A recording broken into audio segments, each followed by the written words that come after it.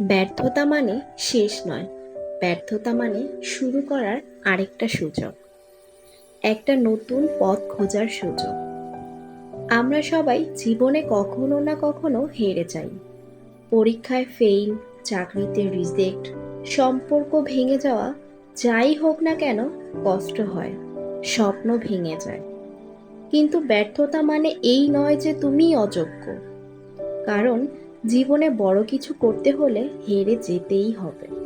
যারা হারে না তারা শেখে না, আর যারা শেখে না তারা কখনোই জেতে না। তোমার স্বপ্ন যদি সত্যি করতে চাও, তাহলে ব্যর্থতাকে তোমার শিক্ষক বানাও। যতবার পড়বে ততবার উঠে দাঁড়াও, কারণ হার মানা নয়, শেখা আসল জয়।